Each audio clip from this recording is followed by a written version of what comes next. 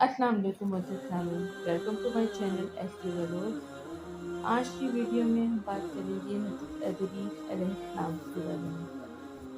हज़रत इदरीस अलैहिस्सलाम को पढ़ाने की कसरत की सबब उनका लक़ब इदरीस हुआ और इल्म नजूम आपके मोजज़ात में से है। वो ज़मीन पर इबादत करते और उनको फरिश्ते सब आसमान पर ले जाते। जब हज़रत इदरीस अलैहिस्सलाम सन शऊर को पहुँचे तो अल्लाह ताला ने उनको नबूवत से सरफराज फरमाया और तब उन्होंने शरीर और मुफसिदों को राह हदायत की तबलीग शुरू की, मगर मुफसिदों ने उनकी एक ना सुनी और हज़रत आदम अलैहिस्सलाम और शीस अलैहिस्सलाम की शरीयत के मुखालिफ ही रहे। अलबत्ता एक छोटी सी जमात ज़रूर मुशर्रफ बा इस्लाम हो गई। अल्लाह ताला ने इरशाद फरमाया, तर्जुमा, और याद कर किताब में इदरीस को कि वो था सच्चा नबी। हर रोज़ पैरहन सीखते थे, हर दम सीने में तस्बीह पढ़ते थे और वो उजरत सिलाई की किसी से भी ना लेते। एक रोज़ का जिक्र है कि वो अपने काम से फरागत पा के बैठे थे कि उसी वक़्त मुल्कुल मौत बआरज़ुए तमाम अम्र इलाही से आदमी की सूरत बनकर मेहमान के तौर पर रात को हज़रत इदरीस अलैहिस्सलाम के दरवाज़े पर आ पहुँचे। हजरत टाइमुद्दहर थे। जब शाम होती तो अफ्तार करते। उस आपका खाना जो है वो बहशत से आता, जिस कदर चाहते खा लेते, बाकी खाना फिर बहशत में चला जाता। उस दिन का खाना जब बहशत से आया तो हज़रत इदरीस अलैहिस्सलाम ने वो खाना इस मुसाफिर को पेश किया। मुसाफिर ने कुछ न खाया, कदम कदम पर इबादत करता रहा। हज़रत इदरीस अलैहिस्सलाम उनका ये हाल देखकर मुताज्जिब हुए कि ये कौन शख्स है। जब रोज़े रोशन हुआ, हज़रत इदरीस अलैहिस्सलाम ने उनसे कहा कि ए मुसाफिर, तू मेरे साथ चल के खुदा की कुदरत सहरा में जाके देखूं। तब वो दोनों बुजुर्ग घर से मैदान में की तरफ निकले। जाते जाते एक गेहूं के खेत पर जा पहुंचे। हज़रत मुल्कुल मौत ने कहा, चलो इस खेत से चंद खोशे गेहूं के लेकर हम तो मिलकर खाएं। हज़रत इदरीस अलैहिस्सलाम ने फरमाया, अजब है कि तूने गुज़िश्ता शब को खाना हलाल न खाया, अब हराम खाना चाहता है। फिर वहाँ से दोनों बुजुर्ग एक दूसरे बाग में जा पहुँचे। वहाँ पर भी अंगूर देखकर हज़रत इस्राईल अलैहिस्सलाम ने खाने का कसद किया। हज़रत इदरीस अलैहिस्सलाम ने फरमाया कि तसर्रुफ़ मुल्क की गैर में हराम है। फिर जाते जाते एक बकरी देकर इस्राईल अलैहिस्सलाम ने खाने का इरादा किया। फिर हज़रत इदरीस अलैहिस्सलाम ने कहा कि बेगानी बकरी को ज़िबा करके खाना ममनू है। बस इसी तरह 3 रोज़ तक दोनों बाहम गुफ्तगू करते रहे। जब हज़रत इदरीस अलैहिस्सलाम ने मालूम किया कि ये कौन शख्स है और बनी आदम में से मालूम नहीं होता, तब हज़रत ने फरमाया कि खुदा के वास्ते ज़ाहिर तो करो कि तुम कौन हो। उसने अर्ज़ किया कि मैं अज़राईल हूँ। तब हज़रत इदरीस अलैहिस्सलाम ने फरमाया कि भाई, क्या सब मखलूक़ात की जान तुम ही कब्ज़ करते हो? उन्होंने कहा कि हाँ, मैं ही कब्ज़ करता हूँ। हज़रत ने फरमाया कि शायद तुम मेरी जान कब्ज़ करने के लिए आए हो। उन्होंने कहा कि नहीं, मैं तो तुम्हारे साथ खुशतबी करने आया हूँ।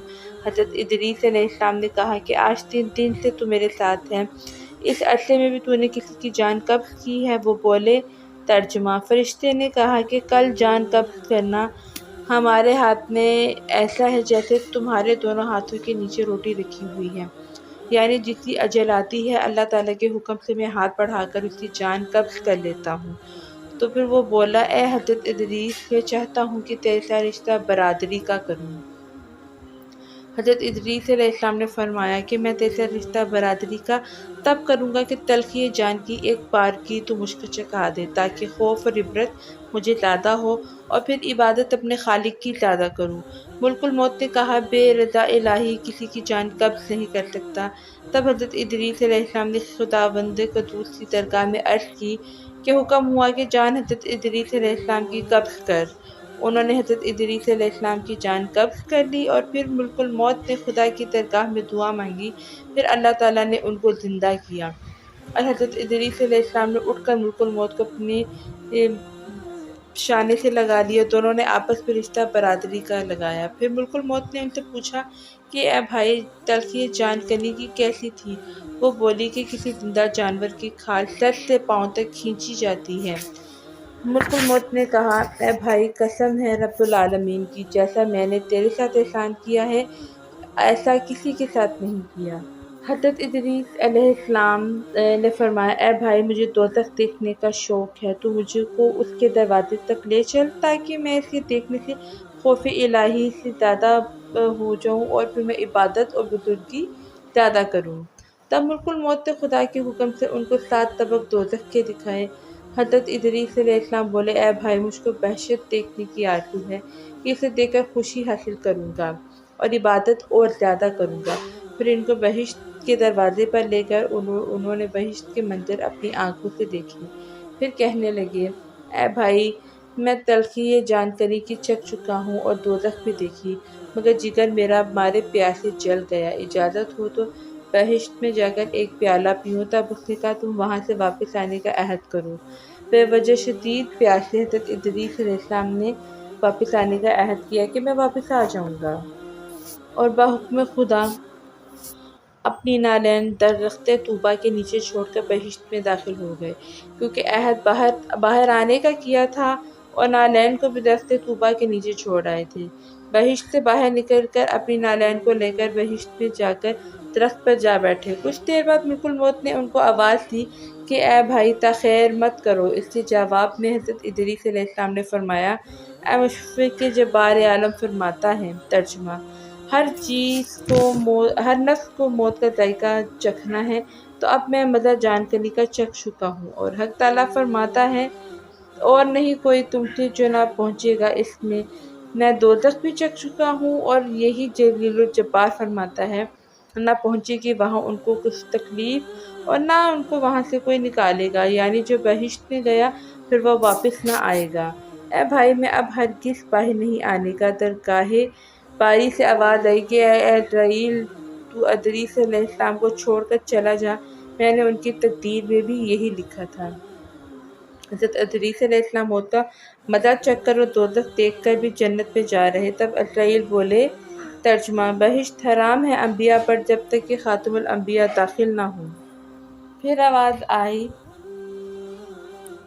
اے عزرائیل، میں بہشت کو دریغ نہیں رکھتا ہوں، لیکن اول بہشت میں محمد صلی اللہ علیہ وآلہ وسلم داخل ہوں گے، بعد سب امت ان کی، اور دوسرا قول یہ ہے کہ طواف کرنے والے سب طواف کرتے رہیں بہشت میں، اور حق تعالیٰ نے فرمایا، اور اٹھا لیا ہم نے اس کو اونچے مکان پر۔